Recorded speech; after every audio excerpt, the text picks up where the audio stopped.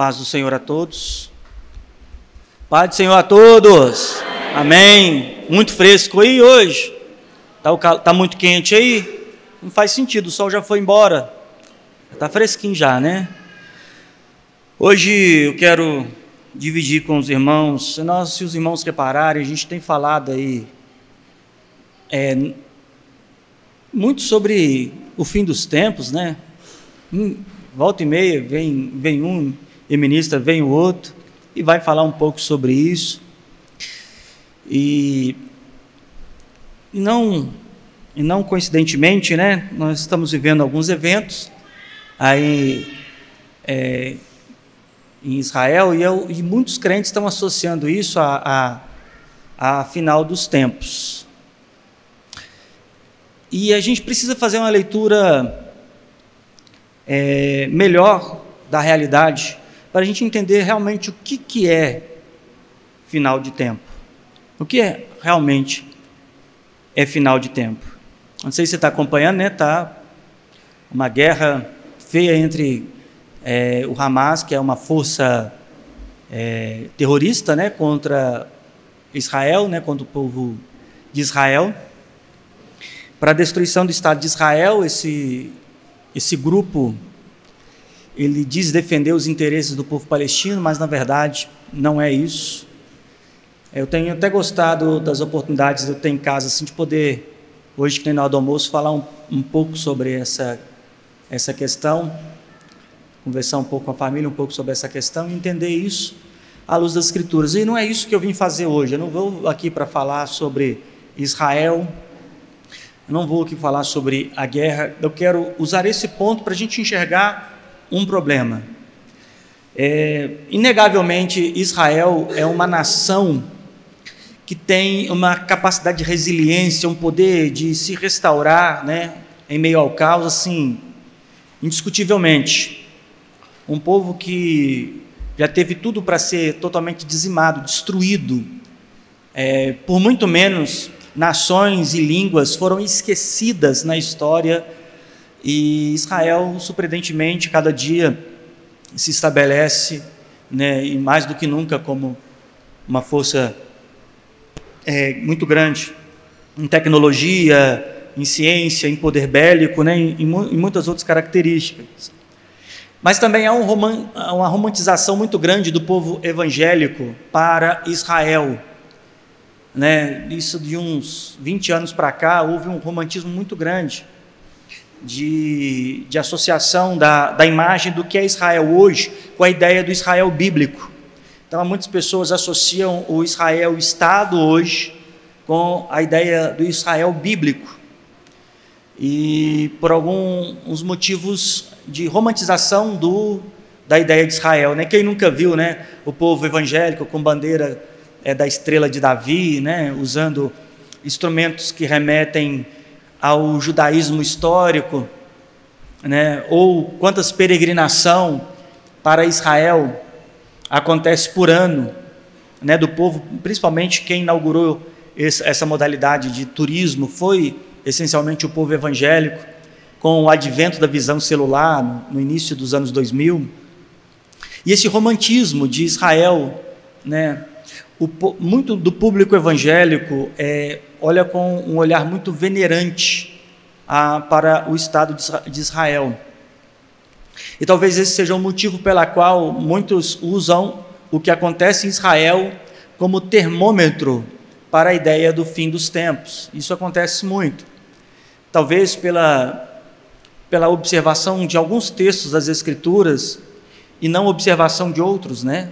Os fazem achar que, olhando para Israel, está ali exclusivamente algum tipo de termômetro ou algum tipo de relógio escatológico dos fins dos tempos. Fato que nós temos sim uma coisa a olhar. Existe algo impressionante sobre a história de Israel.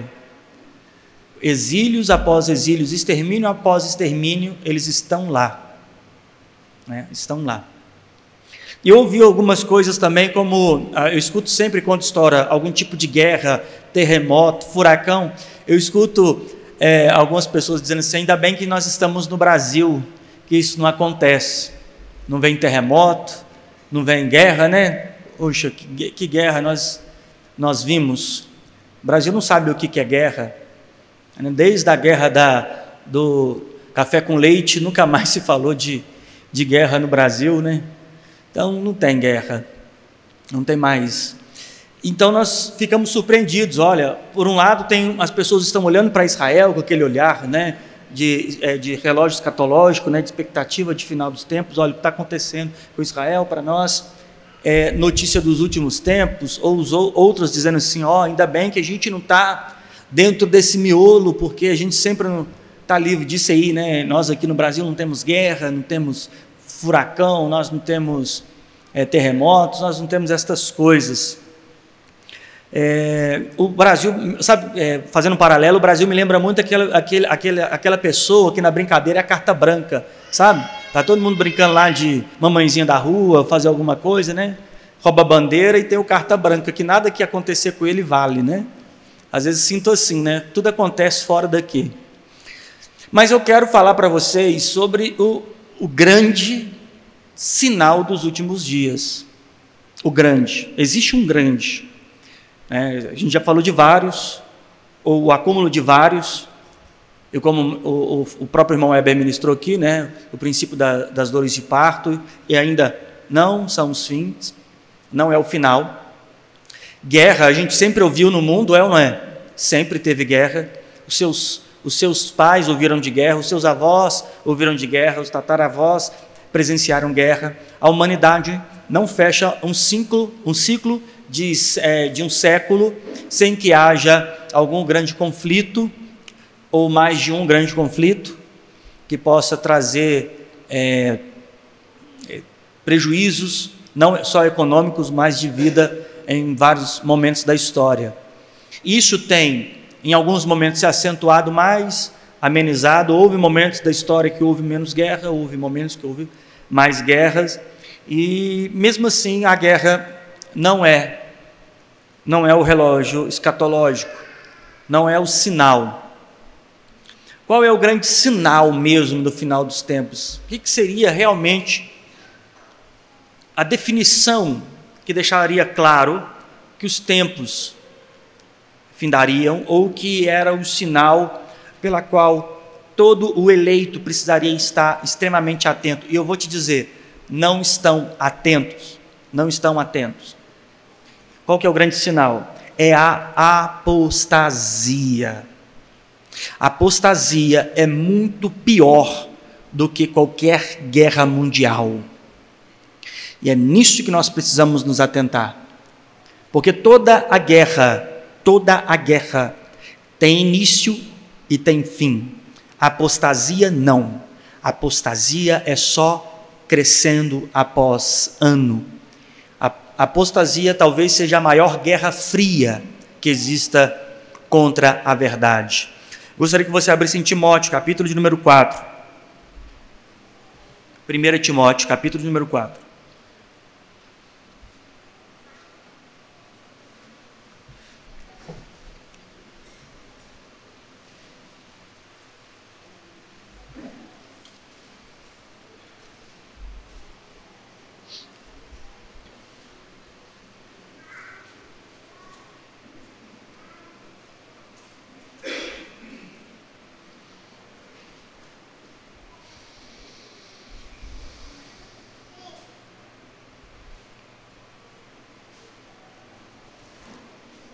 A partir do versículo de número 1.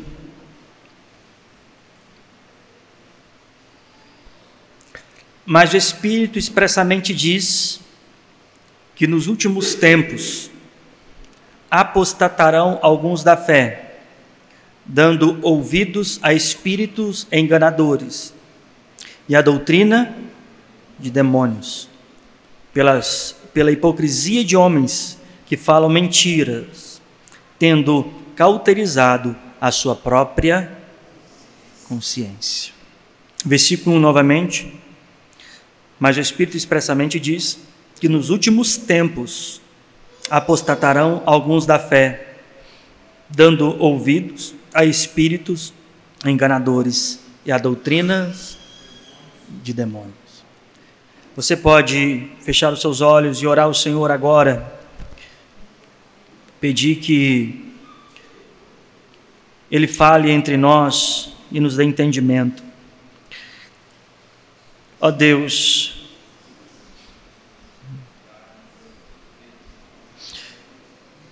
dai-nos, ó Pai, entendimento destas coisas, Pai.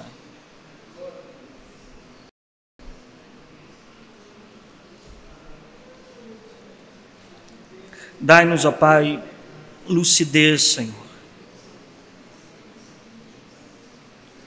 Fale, ó Pai, ao nosso entendimento. Se o Senhor, ó Pai, ministrar ao nosso coração e nos fazer compreender estas coisas, nos faça, Deus, compreendê-las e falá-las com entendimento, e que cada mente, que cada coração possa compreender a Tua verdade, Deus. Ilumina-nos conforme a Sua vontade, conforme, ó Deus, o Teu propósito. E aos eleitos, ao Teu povo escolhido, ó Pai, os prepare, os sensibilize, os faça sentir, ó Deus, a brisa da Tua vinda, ó Pai, para que eles possam perceber que é chegado a hora e o dia, ó Deus, em que o Senhor manifestará diante de Ti todas as coisas e todas elas se cumprirá para a glória do Teu santo nome. Amém. Bom, como eu estava dizendo, há um romantismo muito grande sobre a figura de Israel e que isso vem se tornando ao longo do tempo um termômetro para muitos crentes quando pensa no final dos tempos.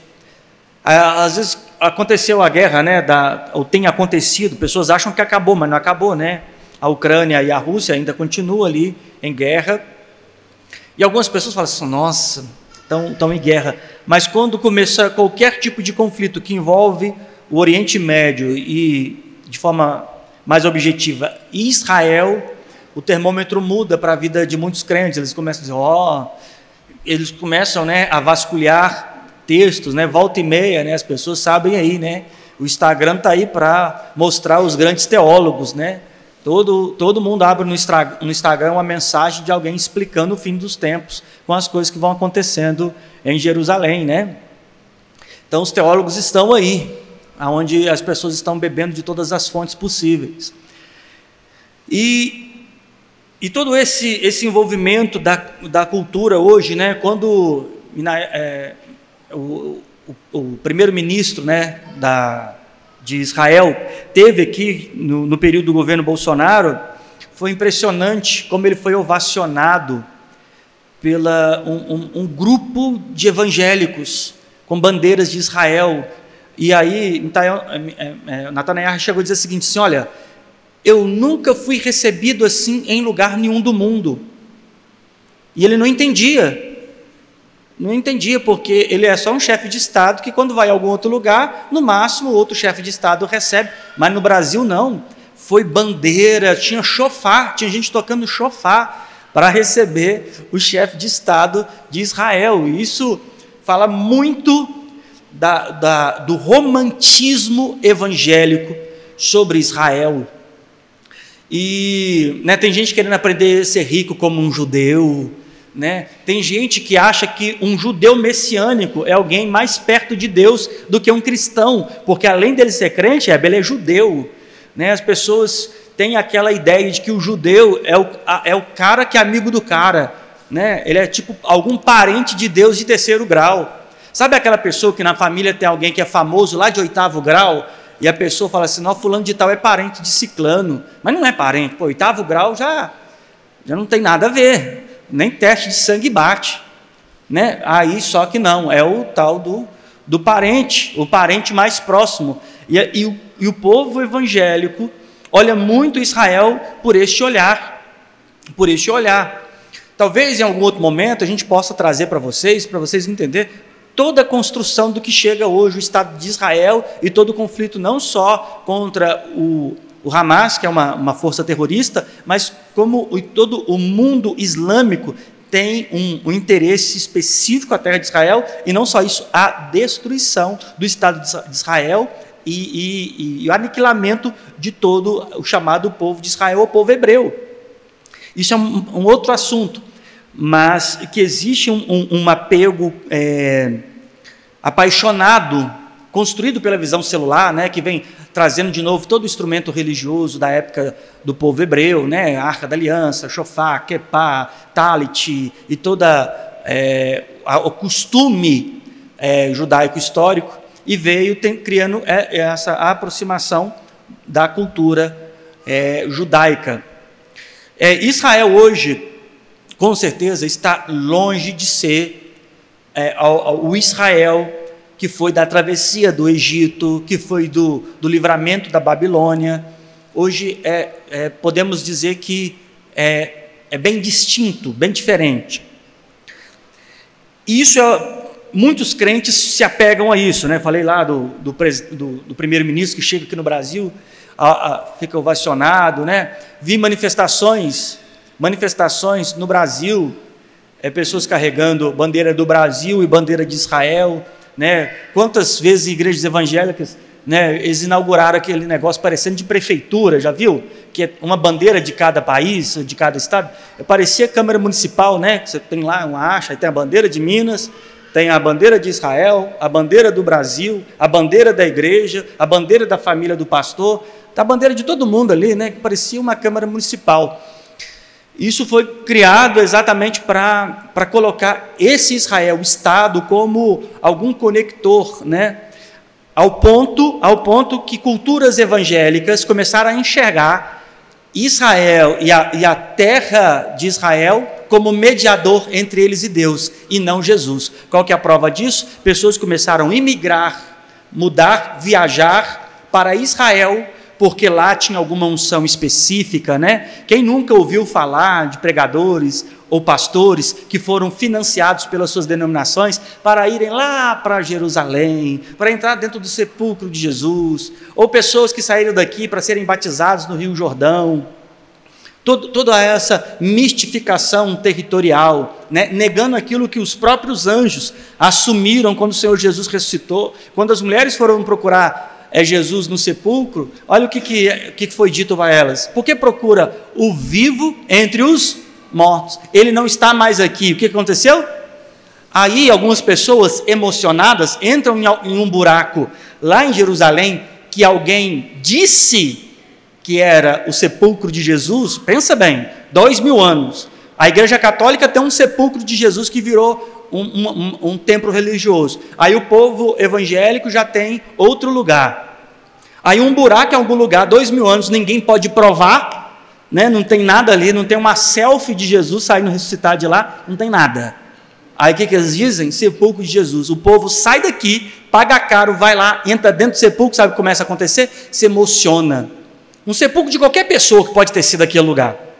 Não existe prova histórica que seja ali. Evidente não. Evidente não.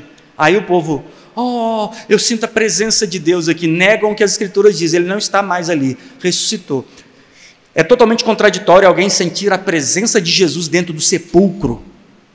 É contraditório, porque na Escritura diz que ele ressuscitou.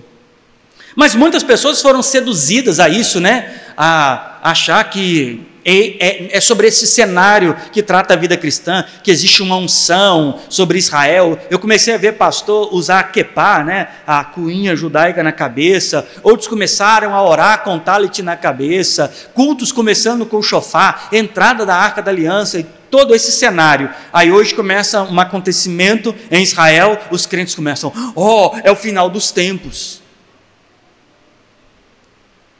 Porque é o final dos tempos. Atacaram Israel, atacaram o povo de Deus. Eu achava que a igreja que era o povo de Deus. Crentes estão tendo a cabeça cortada, há milênios. Dadas as devidas proporções, quem sou eu para desmerecer os acontecimentos? Poxa, é um absurdo de maldade, né? Vocês viram, né?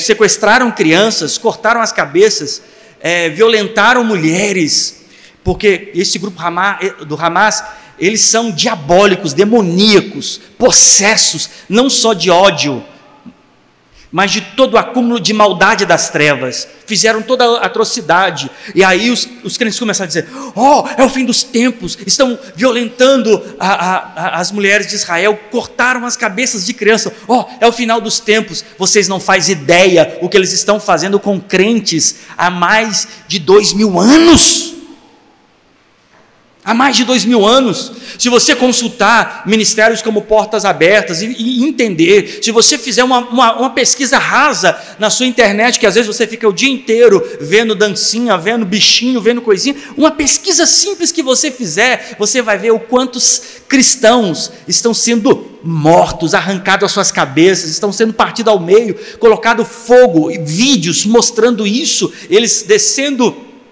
em jaulas dentro de piscina para morrer afogados, outros tendo a cabeça, tendo que ver os filhos ter a cabeça cortada diante deles. Crentes estão sofrendo isso, mas a igreja não olha isso com pavor, nem é motivo de oração. Eu vou te dar um exemplo. Um monte de gente, um monte de crente começou a orar agora, de joelhos em cima da bandeira de Israel, mas não tem passado um dia orando pelos crentes perseguidos no mundo. Por quê? Um olhar apaixonado e até um olhar de idolatria, porque eles não enxergam a realidade. A Bíblia diz que devemos sim orar por Israel, devemos, assim como nós temos que orar por todos, assim como nós temos que orar também pelo povo palestino. Mas há muitos crentes que estão morrendo. Você sabe como é que é a vida de um crente dentro do Irã? Dentro do Afeganistão? Coreia do Norte? Sabe como é que é a vida de um cristão dentro de Ruanda? Do Congo? Você sabe como é que é a vida de um cristão? O que ele precisa fazer? Como eles estão perdendo as suas famílias? Não vou muito longe. Aqui no nosso território, aqui divisa conosco, aqui, Colômbia. Você sabe o que as forças paramilitares aqui, que é o que fornece cocaína para o mundo todo, faz com crente no meio dessas florestas amazônicas? Não faz ideia, né? Mas esta é a realidade. Crentes iludidos e apaixonados estão esquecendo do óbvio. Óbvio é que se Israel é detestado pelo mundo e é detestado pelo mundo, nós temos uma garantia que o Senhor Jesus disse sobre a igreja: odiaram a mim, vão detestar vocês também. E ainda que nós não encontramos num cenário de sermos degolados, estrangulados e violentados, é o que mais acontece com crentes. Deixa eu te dizer um dado importante: morre muito mais crente neste último século do que durante 2000 anos da igreja. Enquanto nós falamos aqui, existem servos de Deus que estão sendo mortos. Estão sendo mortos. E não porque eles querem conquistar o território aonde esses crentes são. O ódio é específico. É só porque eles creem em Jesus Cristo. O ódio é esse. Contrário ao ódio que há sobre Israel. O ódio de Israel das outras nações islâmicas, e principalmente o povo em torno de Israel, o ódio não é por causa da fé judaica, não tem a ver com o problema da fé judaica, é tudo um problema território político, é todo um problema político. Agora, quanto aos crentes, é tudo aquilo que eles creem, é o que eles creem. Então, o grande sinal definitivo que ele diz, olha, vai vir terremoto, vai vir conflitos, mas o grande sinal, ele diz aqui, no 1 Timóteo, capítulo de número 4, no versículo 1, mas o Espírito expressamente diz que nos últimos, o quê? Tempos. O que isso significa? Últimos tempos. Isso aqui é uma expressão, para quem, no caso do próprio apóstolo Paulo, compreende as semanas de Daniel. As 7 semanas falam de tempos, e existe um último tempo dividido em 2 tempos, né? Não vou explanar isso aqui, o irmão Weber já explanou isso aqui bem. A primeira etapa desse último tempo fala sobre a destruição de Jerusalém. No ano 70 foi destruído, o templo foi destruído, tudo foi destruído. E a partir daí inaugura-se a última etapa do tempo, que é o que a gente está vivendo. Por que fala últimos tempos? Porque a carta de Timóteo foi escrita antes da conclusão da primeira etapa. Se a primeira etapa acontece no ano 70, Timóteo recebe essa carta pouco antes disso, no ano 65, mais ou menos, entre 60 a 65. Ou seja, ele está dizendo assim, olha, nos últimos tempos, quais são os últimos tempos? Último tempo dividido, a última etapa da dispensação de Daniel, fechada em duas partes, inaugurada, definitiva, ali nos acontecimentos da destruição de Jerusalém, porém, ela inaugura a segunda etapa, e essa segunda etapa tem esse detalhe, a apostasia. Agora, o que define a apostasia? A apostasia. A melhor forma de definir isso é o distanciamento, se apartar dos princípios fundamentais da fé, a distorção da doutrina da verdade de Deus. Então, em que momento se inaugura a apostasia? Vamos ver aqui se isso demora para acontecer. Vamos em 1 João.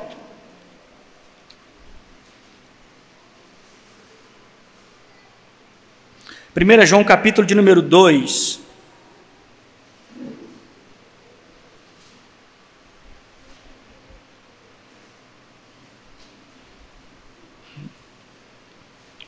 João, capítulo de número 2, verso de número 18. Filhinhos, já é o quê? Está vendo? Aqui ele está falando dessa dispensação. É a última hora. E como viste que vem o anticristo, também agora muitos se têm feitos o quê? Anticristo. Por onde conhecemos que já é a última hora. Ou seja, está dizendo, olha, já é a última hora, vocês foram avisados que tem um anticristo, mas muita gente tem se manifestado como anticristo. E isto é um sinal da última hora. Verso 19. Saíram da onde? De nós. Saíram da onde? Quem é o nós aqui? A igreja. Não é meramente o grupo local aonde João está escrevendo, porque João está escrevendo a um público, ele poderia falar assim, ó, saiu daí de entre vocês. Não, saiu de nós. Ele usa essa linguagem generativa para dizer que é dentro desse coletivo da fé que essa força de anticristo tem saído. Olha, saíram de nós, mas não era de nós, porque se fosse de nós, fazia o quê? Ficaria conosco. Ficar conosco não é no local, ficar conosco é na mesma fé. Mas isto é para que manifestasse que não são todos de nós. Então ele está dizendo, olha, muitos anticristos já têm se levantado, já naqueles primeiros anos da igreja. Esses anticristos, esse monte de irmãos, aqui, provavelmente, essa carta já escrita nos primeiros anos depois da destruição de Israel. Agora ele está falando, olha, muitas pessoas estão se levantando entre nós, trabalhando contra Cristo. Eles saíram, foi do nosso meio. E por que eles não ficaram entre nós? Porque eles não são um de nós. E veja o que começa a acontecer ao longo da história. Logo depois que a igreja começa a se estabelecer nos primeiros séculos, sendo perseguida, torturada, né? Você vê Roma contra a igreja, todos os reinos ali em torno do Mediterrâneo, todos, desde o Egito, subindo a Itália, todos odiando a fé em Jesus Cristo. Era uma fé marginalizada. A igreja se reunia em túneis, em buracos, e com muita dificuldade na casa de um ou de outro. Nos primeiros anos da igreja, ela começou a ter uma ascensão e uma aceitação. Quando o império percebeu que a igreja estava tendo essa aceitação, esse movimento, e o judaísmo perdeu força de combate contra a fé cristã, entra o Estado romano para destruir isso, e aí começa uma perseguição ferrenha. Assim como o poder da Alemanha contra os judeus começou a perseguir, tratando eles como ratos, assim também foi Roma contra os crentes. Eles eram queimados vivos, perseguidos, e eles estavam se reunindo de forma obscuras, né, ali escondidas. Depois do quarto século, a igreja começa a ser recebida melhor pelo Estado através de Constantino. Constantino recebe aquilo lá, mas de uma outra maneira. Ele não pôde destruir a igreja. Durante 4 séculos o Estado não destruiu a igreja. E o que o Estado faz? O Estado, que é um poder das trevas, né? É difícil falar isso, porque a gente acha que o Estado está a favor do oprimido, né? O Estado é o responsável pela maior opressão no mundo. Foi o Estado que levou milhares de judeus a ser queimado. Foi o Estado. Foi um poder de Estado que fez isso. É poderes de Estados que estão matando crentes no mundo. O Estado talvez seja o maior mecanismo das trevas em nossa geração, como sempre foi. O que o Estado começou a fazer? Recebe agora o cristianismo, e agora começa a moldar esse cristianismo. Sabe o que começa a acontecer? Começa a haver distorção da doutrina. Distorção da doutrina.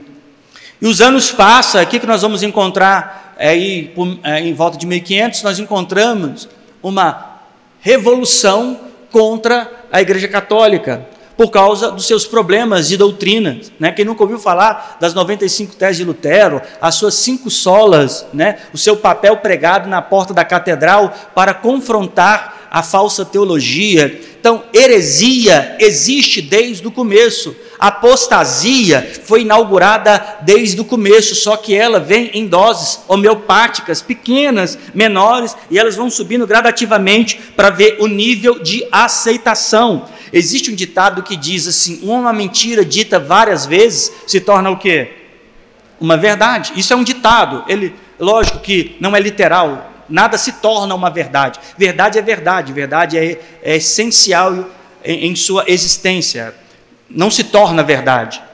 Mas aqui no contexto está querendo dizer o seguinte: que a consciência das pessoas são capturadas pela insistência da mentira, ao ponto que ao longo do tempo elas conseguem acreditar que a mentira é verdade.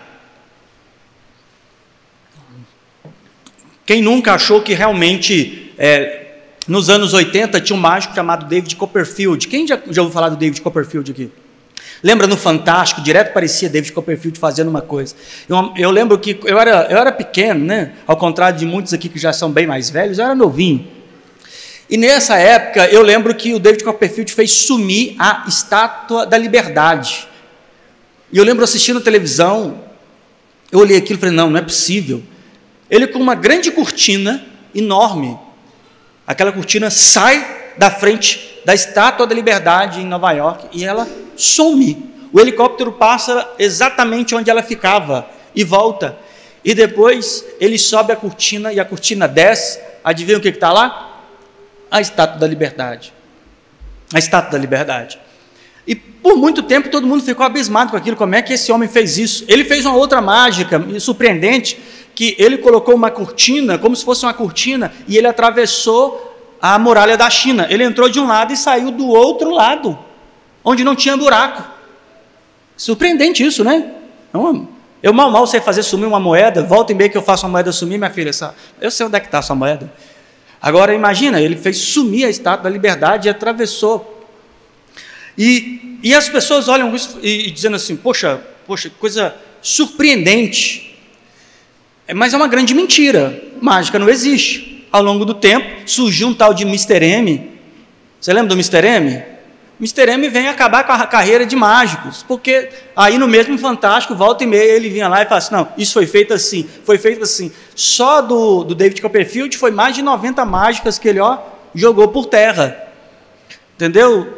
E outros mágicos mostraram como o David Copperfield fez sumir a Estátua da Liberdade, tudo por ângulo. Quem viu a Estátua da Liberdade sumir é quem estava em casa assistindo. Quem estava lá não viu nada sumir. Você entende que foi tudo uma ilusão de ótica? Como é que ele atravessou a muralha? Tudo uma questão de ilusão de ótica. Quem viu sumir, ele atravessar, foi o telespectador. Quem estava lá viu a armação. Você entende? Só que as pessoas começam a acreditar nestas coisas. E assim também é apostasia, são doses. Até que coisas grandes e absurdas começam a ser aceitas, e elas acham que aquilo é verdade, assim como as coisas que David Copperfield fez, que começa lá sumindo uma moeda e depois está atravessando uma muralha. Assim também a apostasia. Muitas pessoas não entendem que a apostasia é um investimento de Satanás. Ele fez o primeiro teste de apostasia, sabe aonde? No Éden. No Éden ele chega e faz um convite apostata a Adão, mudando a verdade de Deus em mentira. A apostasia sempre existiu. Olha, houve um momento na história que não houve guerra. Houve um momento na história, houve dias na humanidade que não houve terremoto. Houve dias na humanidade que ninguém estava morrendo de praga. Mas sempre houve sobre a história da humanidade a apostasia e a falsa doutrina. E aí essas coisas vêm em doses pequenas, e diz aqui, saíram do meio de nós. De onde que você acha que saiu falsos profetas como Ellen White, determinando a data da volta de Cristo? Ou Charles Russell, dos Testemunhas de Jeová, dizendo que ele construiu uma casa para receber Abraão. Tá bom, depois ele ficou com a casa para ele, a mansão para ele, mas era para Abraão. Abraão não veio, ficou para ele. Vários desses homens, várias apostasias, aqui na América do Sul, uma vez um pregador americano, eu não sei se você já viu a história, ele matou milhares de pessoas no mesmo dia, todo mundo morreu envenenado. Apostasias absurdas, sinais absurdos, e todo mundo consegue falar até o que é seita. Testemunho de Jeová é uma seita, a doutrina adventista do sétimo dia é uma seita, a religião tal é uma seita, mas aí mal percebem que a maior parte do movimento evangélico é uma seita. Eu não posso generalizar, mas existem elementos que comprovam que nós estamos na maior apostasia de todos os tempos. A maior de todos os tempos. Hoje, um dos grandes sinais das apostasias dentro das igrejas evangélicas, pregam versículos isolados. Falam de parte B de textos para corroborarem com suas ideias e vãs filosofias. Eles não querem que as pessoas tenham profundo entendimento das Escrituras, mas querem provocar nelas sensações, para que elas venham sentir coisas e não compreender as coisas de Deus. Você acha que horripilantes apostasias que aconteciam na Idade Média, ou que acontece por esses falsos pregadores que eu falei, como acontece, por exemplo, na Igreja de Jesus Cristo dos últimos dias, os mormons? Você olha e fala assim, isso é apostasia, mas poucas pessoas olham para o programa evangélico da TV, enquanto eles estão vendendo sal, enquanto eles estão vendendo tijolinho, eles não conseguem ver isso como grande apostasia, é só uma coisa ruim e patética, mas eles não olham isso como sinal dos últimos dias. Eles passam por um canal, aí tem um pregador de chapéu grande, vendendo para eles um travesseiro, eles falam, que ridículo. Aí eles mudam de canal, aí tem uma guerra em Jerusalém, eles, é o fim dos tempos. Aí eles mudam de canal, aí tem lá o pastor falando assim, eu preciso de 12 mil pessoas ofertando um salário mínimo. Ele diz, que ridículo. Aí ele passa, aí vê lá, prenderam mais, sequestraram mais umas pessoas de Israel, guerra, é o fim dos tempos, temos que orar por Israel. Aí eles pegam a bandeirinha de Israel, põem debaixo do pé, ai Deus, livra Israel, porque se não livrar é o final dos tempos. Mas eles estão passando diante do final dos tempos toda hora. Você passa pelo final dos tempos dentro do seu bairro. Quando você passa por um púlpito onde está ensinando aquilo que não é verdade, aquilo sim é final dos tempos. Quando você escuta um pregador dizer uma mentira através de seus congressos e conferências, quando você escuta isso, isto é apostasia, isto é final dos tempos. Guerra sempre teve. Mas veja como o nome de Jesus está sendo ridicularizado pelas doutrinas e costumes e tradições e teologias. Dizem que o Espírito Santo é uma bagunça como num candomblé que derruba pessoas e tiram eles e colocam em histerias. Nunca é um Espírito para guiar na verdade, dá a eles um novo caráter, dá a eles uma natureza de Cristo, é histeria. Isto é uma profunda heresia e apostasia. E você passa por isso de porta em porta. Talvez você visita lugares assim. Mas o final dos tempos é o Hamas atacando Jerusalém. Gente, o nosso Salvador está sendo ridicularizado. Cristo, ele está sendo descaracterizado. A sua natureza, a sua verdade, a sua doutrina, a sua palavra, a sua obra, a sua justiça, a sua graça, tudo descaracterizado, mentindo, ocultando isso do simples. E o grande problema não é a guerra em Jerusalém. Sabe por que não é? Porque o próprio apóstolo Paulo disse aos Efésios: porque não temos que lutar contra carne nem sangue, mas sim contra principados e potestades, contra as hostes espirituais da maldade, que atuam nas regiões celestiais. Ou como ele diz em Coríntios, que as armas de nossas milícias não são carnais, mas poderosas em Deus para destruir as fortalezas, contra tudo aquilo que se levanta contra Deus.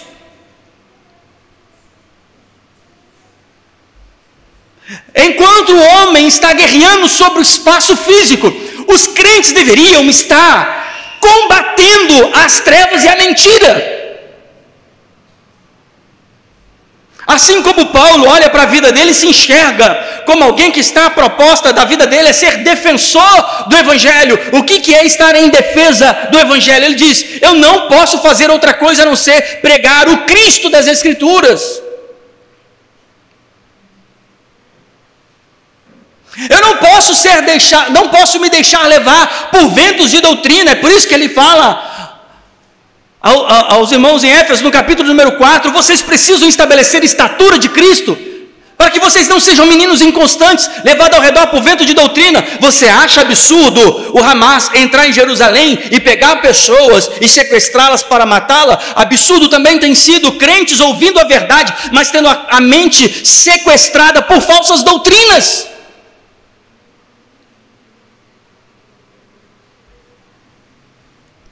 Eu lembro que alguns anos atrás, eu estava com um cliente, indo para atender ele, eu estava no carro dele, com ele, da empresa, e ele era evangélico, e tinha acabado de sair uma notícia de que o IRA, que é uma outra força terrorista, estava cortando cabeças de crente no Oriente Médio. E ele falando aquilo, eu falo: isso é um absurdo, irmão, realmente é um absurdo. Tenho orado para Deus dar livramento e conforto a esses irmãos, porque nós não imaginamos qual que é o sofrimento deles. Eu disse: mas sabe qual que é o grande problema, irmão? A igreja brasileira perdeu cabeça há muito tempo e ela não enxergou. E ela está assim, achando que é o final do tempo, porque um crente em algum lugar teve a cabeça cortada. Mas a igreja brasileira já perdeu a cabeça há muito tempo e ela não enxerga. Veja que é sempre o terror do que acontece fora, nunca é a realidade do que acontece dentro. Então Paulo está dizendo a Timóteo: nos últimos tempos, ou seja, no final dessa etapa, muitos vão se afastar, se distanciar, vão perder o rumo da fé, dando ouvidos a espíritos enganadores e a doutrinas de demônios. Quais são as doutrinas de demônios? Eu vou te fazer como enxergar uma doutrina de demônio. Vou começar uma masterclass agora, virou moda, tá? Então estou inaugurando minha masterclass de como descobrir uma doutrina de demônio. É só tudo aquilo que não tem a ver com o que Cristo disse. Pronto, concluiu a masterclass. Se Cristo não disse e alguém insistiu que é verdade, é doutrina de demônio. Paulo chega até a dizer aos Gálatas: se até um de nós vos ensinar outra coisa, tantas coisas e tantas mentiras. Se você pegar pregadores, sabe esses congressos onde está todo mundo gritando e ninguém está ouvindo nada, só esperando a próxima frase de efeito para dar um glória a Deus e rodar, ele não está nem aí pelo contexto, sabe? É tudo muito sem contexto. Falou uma frase de efeito, pulou e gritou. Está todo mundo nessa expectativa. É que nem jogo de futebol, não precisa fazer gol. Se jogou debaixo das pernas, todo mundo, né, passou a bola debaixo das pernas, todo mundo, alvoroça. É a mesma coisa. E nesses congressos, eles falam tantas mentiras, né? Eu lembro de uma pregação do Marco Feliciano, falando que quando ele quer fazer raiva no diabo, ele toma uma Coca-Cola e come um macarrão. Eu disse assim, como? Se você pega esse negócio, você fala assim, da onde que surgiu isso? Né? Da onde surgiu isso? Heresias. Eu tenho que dar nome, irmão. Eu tenho que dar nome. Né? Edir Macedo disse que o aborto não é um pecado. Matar uma criança não é pecado. Não é pecado. Edir Macedo diz isso. É o do chapelão que eu esqueço o nome. Valdomiro. Falando, não, eu preciso de 12 mil pessoas para uma campanha de um salário mínimo. Você sabe o que 12 mil pessoas com R$1.300 vai gerar de dinheiro? Não é absurdo. Outro, Mário de Oliveira, essa semana está fazendo um congresso de um dia para 3 mil pastores da própria igreja e cada um tem que pagar R$1.000. E nós aqui não conseguimos pagar 5 de aluguel. Veja, apostasia nua e crua. Você precisa de uma guerra em Jerusalém para entender que é o fim dos tempos? Você precisa de algum míssil cair dentro de Jerusalém? Quem mais? Qual acontecimento te falta para enxergar que você é testemunha ocular dos últimos dias?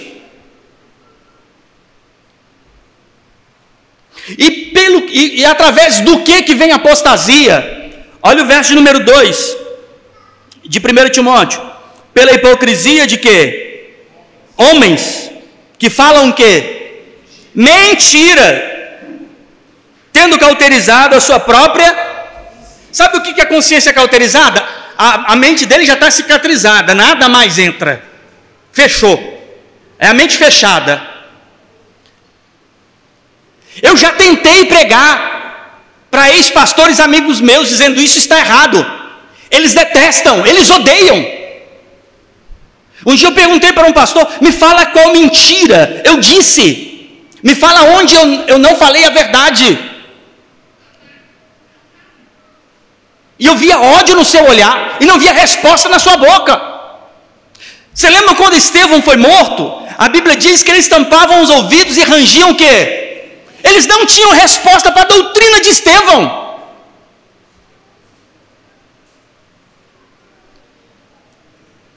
Eles não tinham respostas.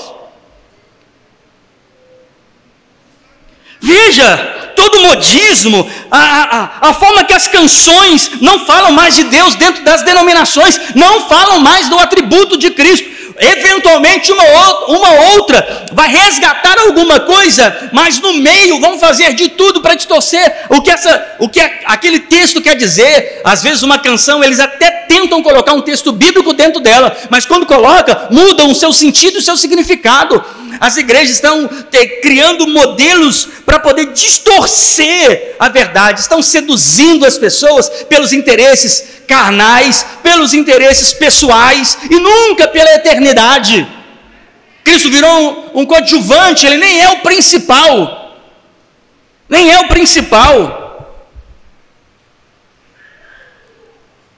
A hipocrisia de homens que falam mentiras. Mentiras. Isto é pior do que qualquer ação que você possa achar que vem no mundo. E da onde eles saíram? Como eles são chamados por aí?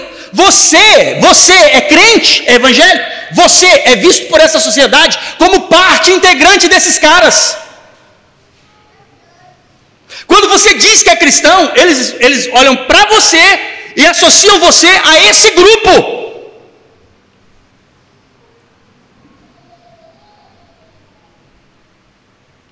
E veja como que a apostasia está impregnada. Se você senta com alguém e fala assim: olha, pastor fulano de tal, da denominação tal, está roubando dinheiro, está fazendo isso, você viu, está adultério, ele, não, cada coisa que acontece, e você, aí pergunta para você: e aí, onde você congrega? Eu congrego para São João. Como é que é o nome da sua igreja? Não tem nome. Que heresia! Mas eu acabei de falar do pastor que é adúltero, e não é heresia. Mas a minha igreja não tem nome, é heresia. Veja o nível da apostasia, aonde nós chegamos. Eles suportam a mentira e detestam a verdade. Detestam a verdade. E nós temos um movimento proposto para enganamento, para enganação do povo. Nós temos um movimento a qual cada ano é preparado. Você acha, olha, estão lá armando para a guerra a Rússia, estão armando para a guerra a Palestina, estão fazendo isso tudo, mas existe um negócio muito pior, que todo ano está acontecendo e tem uma fábrica disso, a fábrica de apostasia. Pastores, todos os anos, sendo formados para mentirem contra a verdade.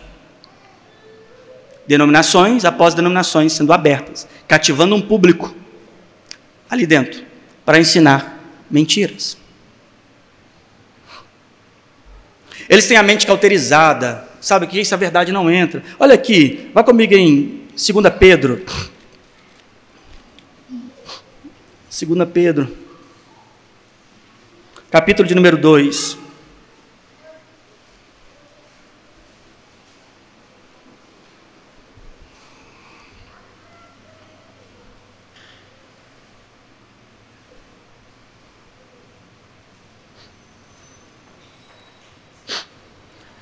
Começa no capítulo de número 1, nós vamos passar para o capítulo de número 2. Capítulo 1, verso de número 20. Capítulo 1, verso de número 20. Sabendo primeiramente isso, que nenhuma profecia da Escritura é de particular o quê? Interpretação. Porque a profecia não foi produzida por vontade alguma do homem, mas os homens santos de Deus falaram, inspirados por quem? E também houve entre o povo falsos o quê? Profetas. Como entre vós haverá também o quê? Que introduzirão, de que forma? Encobertamente o quê? Heresias de perdição. E negarão o Senhor, que os resgatou, trazendo sobre si repentina perdição.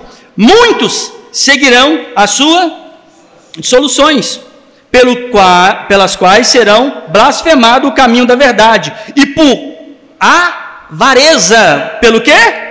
Avareza, farão de vós o quê? Negócios, com palavras fingidas, sobre as quais, já em largo tempo, não será tardia a sentença, a sua perdição não dormita. Veja que ele está dizendo, olha, as profecias das Escrituras foram faladas de Deus ao coração dos profetas, mas já naquela época já teve falsos profetas. Na época dos profetas teve falsos profetas, ele diz, e entre vós também terão falsos doutores, falsos mestres. Entenda, irmão, toda distorção da verdade é o cenário que nós estamos vivendo para os últimos dias, e nós estamos convivendo tranquilamente com isso. As pessoas se apavoram com o terremoto como apavoravam antes, com pragas como foi a pandemia, ficam apavorados. Eles veem as coisas acontecendo em guerra, como agora em Jerusalém, diz, olha, é o fim dos tempos, mas todos os dias estão convivendo com heresias, e existem alguns que ainda confiam até nessas heresias. Entenda que os últimos dias, a vinda de Cristo, ela não será secreta, principalmente para os crentes. Os crentes não serão pegos de surpresa com a vinda de Cristo. Ela foi pré-anunciada, anunciada e constantemente anunciada. Cristo não virá em segredo para a igreja. contrário. Muito pelo contrário. As Escrituras dizem, olha, quando você sabe que vem um ladrão, o que você faz? Você se prepara, não é assim? Se prepara. Você não sabe exatamente a hora que ele vai chegar, mas você sabe que ele vai vir. O Senhor Jesus, entre muitas similaridades que ele coloca, a referência de seu papel, ele diz que ele virá como um ladrão na noite. Para quem? Para o desavisado. A igreja não será pega de surpresa, ela está sendo avisada. Você não vai estar assim, ó, que lugar é esse? Olha, eu estou no céu. Não, não é assim. Ele tem preparado. As dores de pré-anúncio do parto é da grávida. A amiga da grávida, conhecida da grávida, a vizinha do quarteirão de trás, não sabe de dor. Não faz ideia de dor. Ele olha e fala assim, poxa, os trem está ficando difícil, hein? Mas para a grávida, opa, peraí, está chegando alguma coisa. O mundo, os religiosos evangélicos por aí estão um pouco se lixando para a apostasia. Pelo contrário, eles se relacionam com ela muito bem, são campanheiros, fazem as campanhas do jeito que tem que fazer, pagam os votos do jeito que tem que fazer, eles tiram dinheiro da onde que não tem para colocar no gasofilácio, e eles não estão preocupados com heresia. Para eles não estão mudando nada. Eles aí olham uma guerra na TV, eles dizem, poxa, o mundo está acabando mesmo. E aí estão indo lá para a campanha, fazendo a mesma coisinha, trazendo a arquinha para casa, a espadinha, o sal grosso, estão fazendo a coisa do jeito que tem que fazer, mas olham para a TV e ficam, oh, o mundo está acabando. Mas para a igreja, para os salvos, para os eleitos, a contração é evidente, há um cheiro de final, há um ambiente de final, há uma sensação de cenas finais. E não é a guerra de Israel que está me falando isso. Se essa guerra acabar amanhã, parou o sinal? Se começar uma outra maior amanhã? Eu vi notícias dizendo assim, olha, nós estamos com um cenário pronto para uma terceira guerra mundial. Eu digo, poxa, grandes coisas. Eu fui chamado para lutar contra as trevas todos os dias. Eu estou numa guerra mundial há muito tempo. Eu tenho que lutar contra a carne, Heber. Eu tenho que lutar contra as trevas. Eu não posso lutar contra o meu próximo. Eu tenho que ter armas espirituais. Poxa, eu já estou na terceira guerra mundial há muito tempo. Como diz Paulo a Timóteo, aquele que milita a boa batalha, não se embaraça com as coisas dessa vida. Eu estou nessa guerra há muito tempo. Eles estão esperando estourar uma guerra mundial para entender que estamos vivendo em uma batalha espiritual. Estão educando seus filhos, estão mudando a sexualidade deles, estão dizendo para você o que você deve fazer ou deixar de fazer, e você está esperando uma terceira guerra mundial.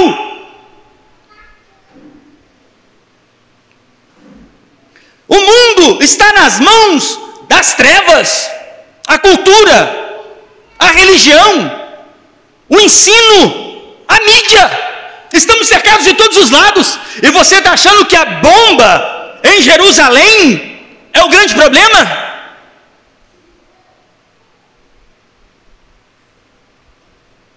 Ele já nos avisou, nós temos que combater as trevas, ame a verdade, se revista das armaduras de Deus. E Efésios capítulo número 6, não é para lutar contra o Hamas, não é para lutar contra algum movimento comunista, nem nada disso, é para você se defender das obras das trevas. Ensine aos seus filhos, doutrine os seus filhos, divida a palavra dentro do seu lar, previna-se.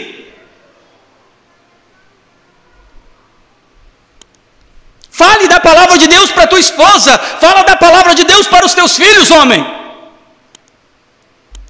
Deixe a carnalidade, pare de viver como se você tivesse tempo para consertar coisas de pecados acumulados.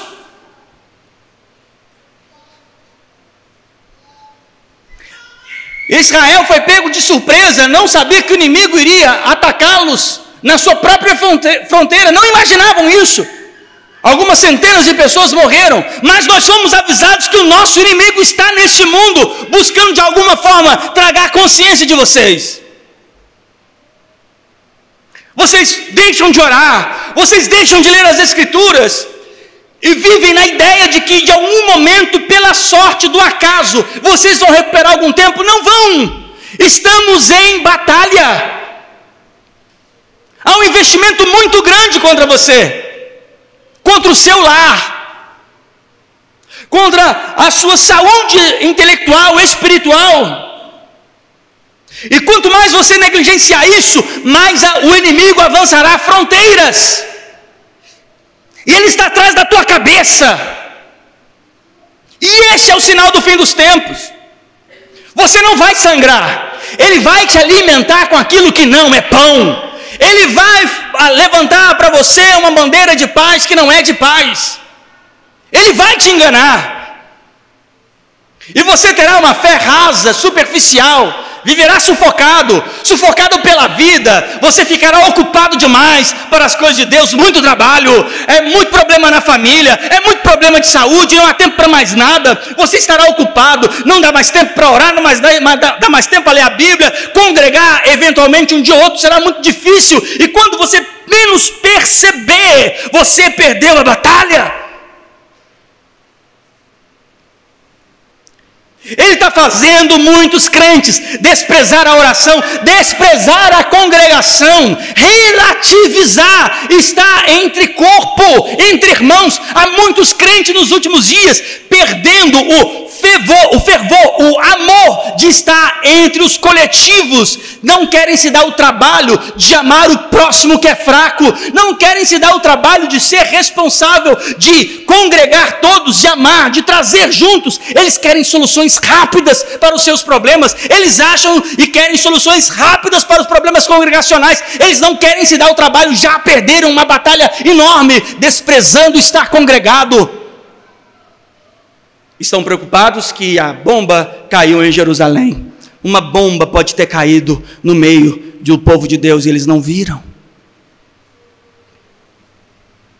Estão cultivando pecados secretos. E não estão vendo problema sério com isso. Eles não conseguem enxergar a gravidade. Sequestraram israelenses e cortaram a cabeça deles. Existem crentes que estão vivendo em pecado de forma conformada. Isso é pior. É pior.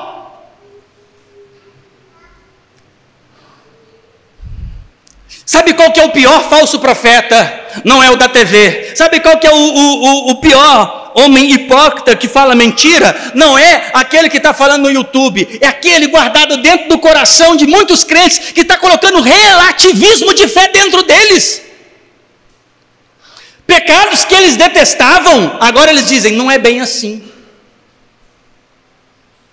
Não é bem assim. Depois de muito praticar e ver que aquilo está comum, não é bem assim também, né?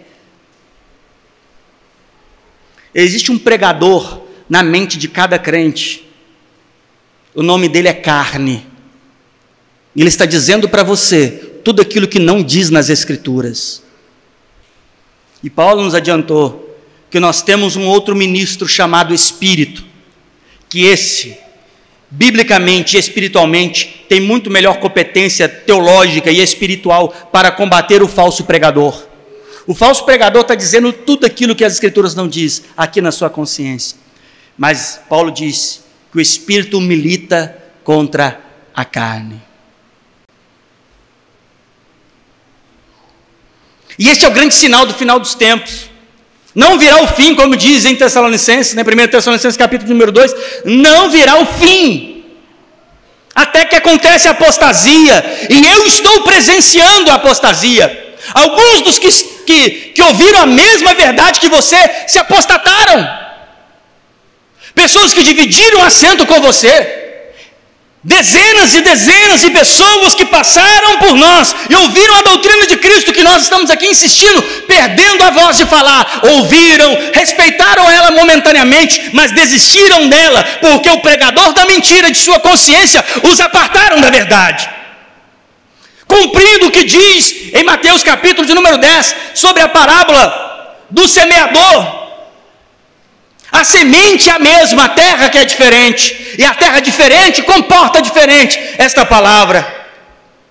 Negaram a fé, deixaram a fé, abandonaram,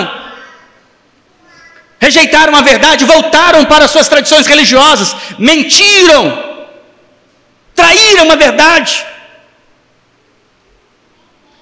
Talvez você está aqui insistindo, lutando. Olha, eu olho daqui, aí para baixo, eu olho poucos desses irmãos, eu consigo olhar, e consigo olhar no olhar de vocês, irmãos que estão insistindo, irmãos que estão porfiando, lutando para permanecer na fé, muitos desafios. Não somos perfeitos, você não é perfeito, mas eu entendo que há muitos entre nós que estão enfrentando o desafio de cada dia combater a si mesmo. Todos os dias estamos enfrentando uma guerra, sabe? Nós não podemos dizer que nós não estamos lutando. Eu posso olhar aqui, se eu vejo vocês aqui, e principalmente irmãos que estão insistindo há muitos anos, ouvindo a verdade de Deus, eu posso dizer, ainda que tropeçando, cometendo equívocos, eu estou diante de pessoas que estão, sim, lutando e combatendo. Eu oro por vocês sempre, cada um de vocês, ainda que não nomeio na oração, o meu coração abraça cada um de vocês em oração. A minha esperança é que cada um de vocês se acendam em santificação e aperfeiçoamento todos os dias. Eu digo, Pai, eu vejo irmãos que estão insistindo, com fragilidade, com fraqueza. Eu penso comigo, qual de nós aqui dentro não tropeçou e não caiu enquanto estava tentando militar na fé? Todos, ninguém aqui tem o poder ou a autoridade para dizer sobre isso. Sabe por quê? Todos tropeçaram.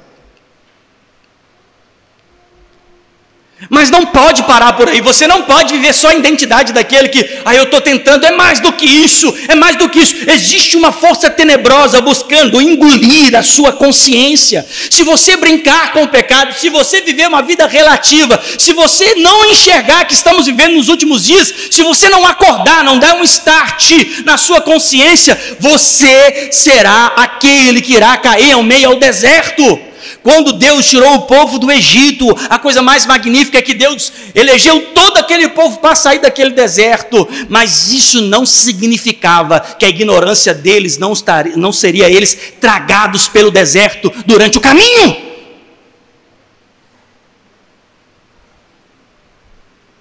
A eleição de Deus para nós não é o motivo pela qual poderíamos ficar confortáveis em nossos pecados, assim como Deus elegeu pessoas para sair do Egito e levar para a terra prometida. Nesse trajeto, esse povo que ele elegeu para tirar de lá, parte dele foi engolido.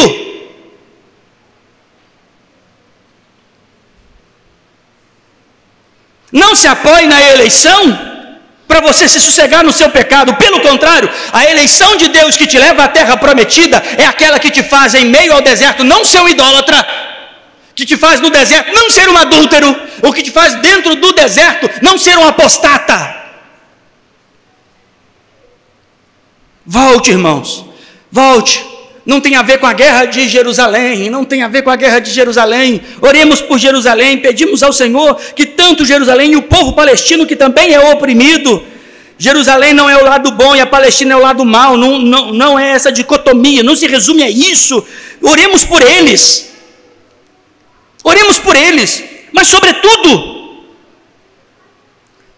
ore também pela sua vida, pela vida de seus irmãos, porque nós somos o único povo na terra que está enxergando os últimos dias.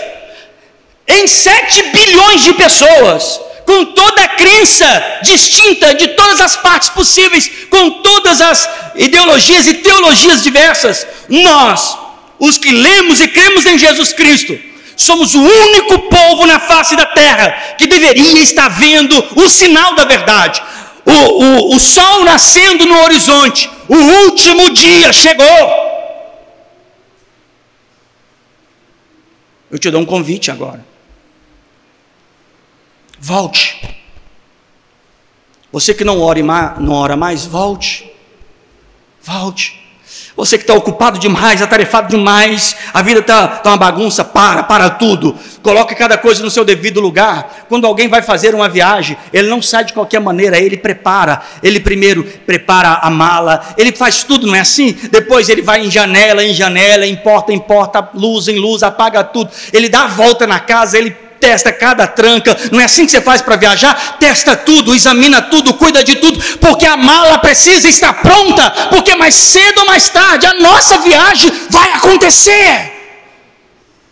Revisa tudo, seus relacionamentos, todos os seus pecados, revisa tudo, os seus convive com cada um, comunhão com os seus irmãos, vai lá, vistoria tudo. Aí você diz, talvez não esteja, talvez você não atravesse a rua, talvez você não jante hoje. Qual é o tempo que você acha que nós temos? É o final de uma guerra de Jerusalém? Está esperando? Não, como eu ouvi de crentes, né? Não é porque agora, né? Eles pensam que é como um teatro. Aí começa a guerra, aí vem um anticristo e vai tomar Jerusalém. Aí ele vai criar um tronozinho lá em Jerusalém, vai criar, sabe, essas escatologias complicadas, que meio que a gente está vendo uma historinha acontecendo, fala, peraí, agora eu me posiciono. Sabe, eles acham assim, não, que sentar um anticristo, sei lá, num trono dentro do templo, né, que eles acham que eles estão ainda vivendo a mentira de filmes como Deixados para Trás. Eles acham que é aquilo ali. Agora eu não vou deixar fazer marca na minha mão. Sabe? Essa é a ignorância que eles estão vivendo. Mentira, não é assim. O sinal está concretizado. E o anticristo? Estou aqui, viu o anticristo. Aí vai ter a primeira vinda, a segunda vinda, a terceira vinda, a quarta vinda. Não é nada disso. Se o teu coração parar agora, Cristo voltou, meu irmão. Ao homem cabe morrer quantas vezes? E depois disso, é o anticristo, primeira vinda, segunda vinda, terceira vinda? É o quê? Então, por que essa loucura de ficar olhando um cenário escatológico para ver se você, em qual parte do desenho você está participando? Estamos no final. E sabe qual que é o pior de tudo? Que isso não vai daqui 200 anos ou 100 anos. Para alguns de vocês o final de tudo é daqui 20 anos, 30 anos, outros até menos. Vocês estão esperando algum grande finale? Você não pode chegar aos 30. E o finale aconteceu. Tudo se cumpriu. Então olha, irmãos, você já está no final dos tempos. No dia que você acordou, lá, no dia que você nasceu, que você saiu do ventre da sua mãe, e a sua mãe pegou no colo, e você foi colocado aqui, ali começou o dia do final dos tempos para você. Você não vai ter uma outra chance. Não tem segunda, terceira, quarta vinda. Se você não crer em Jesus e não arrumar a casa agora, tudo acabou. E a minha oração é para que isso aconteça. Talvez hoje eu seja um comunicante do caos. Hoje eu estou falando como aquele que comunica o caos. Eu quero que você se perturbe em orar. Eu queria que você só imaginasse uma coisa. Feche os seus olhos agora por um instante. Eu quero provocar a sua imaginação. Eu quero que você imagine um cenário assim. Nós aqui agora, e daqui meia hora, o Senhor nos avisa dizendo, olha, vou levar vocês para mim. Vou levar vocês para mim. Eu quero vocês agora comigo. Eu preparei para vocês a morada eterna. Tudo se cumpriu e eu vim buscar vocês. Ele nos avisa meia hora antes. Porém, ele diz assim, antes, eu tenho algumas coisinhas contra vocês, que isso não pode ir conosco. Alguns detalhes que eu não quero que faça parte de nossa história daqui para frente. Eu quero que vocês arrumem isso. Eu quero que vocês cuidem disso. Eu quero que vocês resolvam isso. E vocês têm só esse tempo para fazer. E esse é o cenário que eu quero que você imagine. Deixa eu te dizer uma coisa. Isso não é ficção. É exatamente isso. O Senhor vai vir buscar a nós a qualquer momento. É a hora de tudo estiver pronto. Fique de pé. Vamos orar.